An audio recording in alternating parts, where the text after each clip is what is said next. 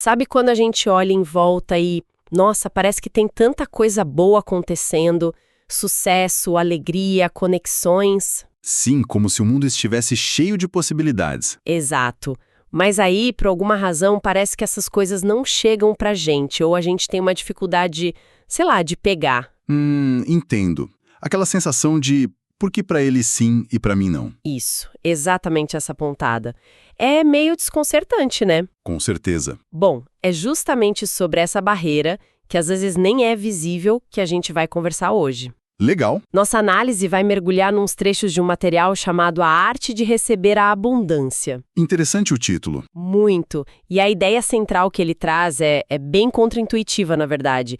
Ele sugere que talvez o maior obstáculo para ter uma vida mais, digamos, plena, não está lá fora. Não tá nas circunstâncias. Não. Estaria numa resistência, nossa, interna. Uma dificuldade quase. Quase inconsciente de receber. Nossa, isso muda a perspectiva toda. Totalmente. Então, a nossa exploração aqui hoje é para entender melhor como essa dificuldade aparece, sabe? Assim, discretamente no dia a dia. Nas pequenas coisas, imagino. Exata.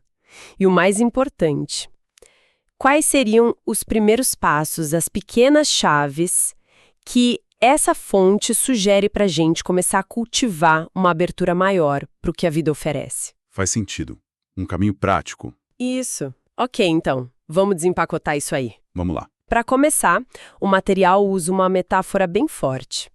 Pensa na vida como um oceano imenso. Ok. Cheio de desafios, claro, mas também cheio de correntes de oportunidade, de alegria, de recursos. Um mar de possibilidades, literalmente. Exato. Só que aí, segundo essa análise, muitos de nós ficamos ali na areia. Na margem, né? Isso, na margem. Talvez com medo da água, talvez por não saber nadar, ou talvez, e aqui que está o ponto central, por não se sentir digno de entrar nesse mar. A questão do merecimento já aparecendo. Já. A fonte pergunta, por que essa hesitação toda? E a resposta que ela propõe é intrigante. Não seria falta de sorte, nenhum mar vazio. Seria o quê, então? Seria uma incapacidade interna, uma dificuldade nossa de se permitir receber as ondas que chegam na praia. O fascinante aqui, e talvez o ponto de virada que essa fonte sugere, é justamente esse deslocamento do olhar, né? Como assim? Em vez da gente ficar focado no que está faltando lá fora, o emprego que não veio, o reconhecimento que não chegou, o relacionamento que não deu certo. Que é o mais comum, né? A gente tende a olhar para fora. Exato. A proposta é investigar a nossa própria postura interna. O material argumenta que esse foco excessivo no externo, que é muito alimentado por comparações, né? O texto até menciona isso de observar o sucesso alheio. Ah, sim. A grama do vizinho. Isso. Isso acaba cegando a gente para o que já está aqui, disponível. A gente fica tão ocupado olhando o jardim do outro que não rega as próprias plantas, entende? Entendo perfeitamente. É uma inversão total. É uma inversão. O problema não seria a escassez do mundo, mas a nossa dificuldade em acolher a generosidade que ele oferece, mesmo que pareça pequena no início. Tá, mas como que essa dificuldade em acolher aparece na prática? Porque falando assim parece meio abstrato, né? Sim, parece. Mas a fonte traz uns exemplos muito concretos, assim, quase banais do dia a dia. Um deles é a nossa reação quase automática a um elogio sincero. Ah, clássico. Quem nunca ouviu um "Nossa, parabéns pelo trabalho" e respondeu com "Ah, imagina, foi sorte" ou "Que isso, nem fiz nada demais". Total. Ou, você que é gentil. Qualquer coisa para desviar. Exato. A fonte aponta justamente essas respostas como um sintoma dessa dificuldade em simplesmente receber, aceitar o elogio. Exatamente. E tem outro exemplo muito palpável que o material destaca. A nossa reação quando a gente recebe presentes ou até uma ajuda. Sei bem qual é. Surge frequentemente aquele sentimento meio incômodo de dívida, sabe? Uma urgência quase desesperada para retribuir logo, para zerar o placar. Para equilibrar a balança, né? Como se fosse errado só receber. Isso, como se receber algo bom, um gesto de carinho, de apoio, fosse um desequilíbrio cósmico que a gente precisa corrigir o mais rápido possível. É verdade, a gente sente essa pressão. A fonte sugere que essa necessidade de compensar imediatamente pode, na verdade, mascarar um desconforto bem fundamental com a posição de ser receptor, de estar recebendo. Entendo a lógica que a fonte apresenta, mas fico pensando, na prática, como que a gente diferencia essa dificuldade em receber de, sei lá, uma humildade genuína ou do simples bom senso de não querer abusar da boa vontade dos outros? Boa pergunta. Por exemplo, no caso do elogio que a gente falou, muita gente talvez desvie por medo de parecer arrogante, egocêntrica. A fonte fala dessa linha tênue. Sim, essa é uma nuance importante. O material não está sugerindo para ninguém cultivar a arrogância ou sair explorando os outros, claro que não. Certo. A distinção crucial, pelo que entendi da análise, parece estar na sensação interna que acompanha essa recusa ou esse desvio. Ah, no sentimento por trás. Exato. É uma humildade tranquila, serena, ou é um desconforto, uma sensação de eu não mereço isso, quase uma vergonha. Entendi. Segundo a análise, quando a reação automática é diminuir o próprio feito ou se sentir imediatamente endividado por uma gentileza, isso sinaliza menos uma virtude e mais uma barreira interna. Revela algo sobre como a gente se vê, então. Exatamente. Revela algo sobre a percepção de alto valor. E o que essas pequenas atitudes diárias, que são quase reflexos, indicam sobre como uma pessoa se enxerga. Que talvez ela não se ache tão valiosa assim. Pode ser. A lógica apresentada é que elas funcionam como micro-recusas, como se a pessoa estivesse o tempo todo fechando pequenas portas para o fluxo de coisas boas. Faz sentido. Pequenas rejeições diárias. Ixi, se tem dificuldade em aceitar um simples obrigada por um elogio, como essa pessoa estaria, de verdade, aberta para receber oportunidades maiores, um reconhecimento profissional importante, ou até mesmo afeto, cuidado nos relacionamentos? Nunca tinha pensado por esse ângulo. A dificuldade raiz seria em simplesmente aceitar o bem que é oferecido, sem sentir essa necessidade compulsiva de justificar, de minimizar ou de compensar na hora. Essa conexão com o alto valor começa a clarear muitas coisas para mim. Não é só a etiqueta social, né? É uma dinâmica interna bem mais profunda. Com certeza. Então tá. Se o diagnóstico aponta para essa barreira interna, para essa dificuldade em se sentir merecedora, qual é o caminho que a fonte propõe para começar a desmontar isso? Boa. E como se começa? Aqui é onde fica realmente interessante. Pelo que eu li, não é esperar uma grande revelação ou fazer atos heróicos. Não. O que é então? A sugestão é começar pequeno, com o que o material chama de uma pequena permissão. Uma permissão consciente para simplesmente receber. Ah, uma pequena permissão. Gostei disso. É acessível. Né? Exato. E essa pequena permissão não é só um conceito na cabeça. Ela se materializa em ações bem práticas, bem deliberadas no dia a dia. Como, por exemplo? A fonte sugere uns exercícios simples, mas que podem ser, surpreendentemente desafiadores para muita gente. Imagino. Um deles é justamente esse do elogio.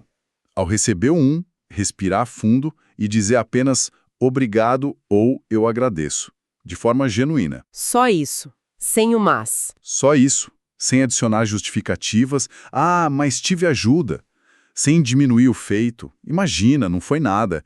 E sem mudar de assunto correndo. É um treino mesmo, né? É um treino em acolher aquele reconhecimento externo, permitir que ele aterresse dentro da gente, sabe? Sem repelir na hora. Entendi. E o outro exemplo, dos presentes ou ajuda? A mesma lógica. Ao receber uma gentileza, um favor pequeno ou até um presente, a prática sugerida é focar na gratidão pelo gesto em si. Em vez de focar na dívida. Exatamente. Sem deixar a mente ser invadida imediatamente por aquele peso da dívida ou pela ansiedade de ter que retribuir. É importante dizer, a fonte não está falando contra a reciprocidade, né? Claro, a troca é importante. Mas ela fala contra a compulsão em devolver na hora, que muitas vezes nasce desse desconforto de estar na posição de quem recebe. A compulsão, entendi a diferença. Trata-se de se permitir ser cuidado, apoiado ou agraciado por um momento, sem sentir que isso te diminui ou que cria uma obrigação que você não vai dar conta. Parece simples na teoria, né? Mas imagino que romper com esses padrões automáticos exija uma atenção consciente bem grande. Sem dúvida. Exige presença. E qual seria o efeito esperado dessas pequenas mudanças de atitude, segundo a análise que a gente está vendo? Como que aceitar um elogio ou, sei lá, um café que um colega ofereceu pode impactar algo maior como a abundância na vida? Olha, a conexão que o material estabelece é gradual, mas é profunda. A ideia é que, ao começar a conscientemente valorizar e aceitar esses pequenos gestos, o elogio, a ajuda, a gentileza... Essas pequenas permissões... Isso. A pessoa inicia um processo de reprogramação mental. É o termo que o texto usa. Reprogramação mental. Cada obrigado sincero, cada momento em que a pessoa se permite receber sem culpa ou sem pressa de retribuir, funciona como uma pequena afirmação interna de merecimento. Ah, então vai construindo por dentro. Exatamente. É como se, ao praticar o receber em pequena escala, a pessoa começasse a treinar o músculo da aceitação, sabe? E a reconhecer o próprio valor de uma forma mais tangível, menos abstrata. Menos na teoria e mais na prática do dia a dia. Isso.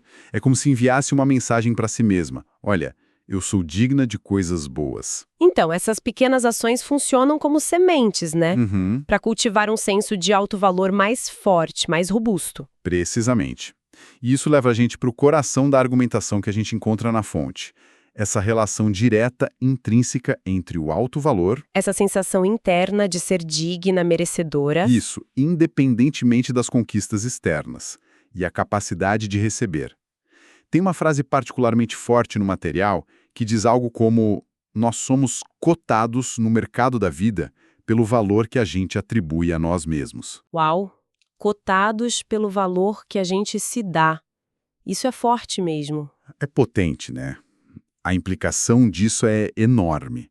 Sugere que a nossa autopercepção não é só um sentimento privado que fica ali dentro. Que ela tem um efeito externo? De alguma forma, sim. Que ela influencia o que o universo, ou a vida, como a gente quiser chamar, nos oferece. Ou talvez o que a gente consegue perceber e aceitar do que é oferecido. Essa ideia de sermos cotados pelo nosso alto valor dá o que pensar. E a fonte desenvolve como isso funcionaria? Menciona algum mecanismo? Lembro de ter lido alguma coisa sobre vibração no material. Sim, o texto usa essa linguagem. Menciona que o universo apenas responde à vibração que emitimos. É importante a gente abordar essa ideia com cuidado, né? Sim, para não parecer algo mágico demais, talvez. Exato. A fonte parece usar vibração não necessariamente num sentido físico, literal da palavra, mas como uma metáfora para o nosso estado interno predominante, para a nossa disposição emocional, mental. Ah, ok. Uma metáfora para o estado interno. Isso. Se a gente conectar isso com o quadro geral da argumentação deles, a ideia seria que a nossa autopercepção, se a gente se sente merecedor ou não, capaz ou incapaz, grato ou ressentido, cria um tipo de campo de receptividade. Um campo de receptividade. Gostei disso. Um estado interno de crença na falta ou no não merecimento poderia, mesmo que inconscientemente, levar a pessoa a ignorar oportunidades, a se autossabotar ou a repelir ofertas de ajuda, de abundância. Simplesmente por não se sentir alinhada com aquilo. Exatamente. Por não achar que aquilo é para ela.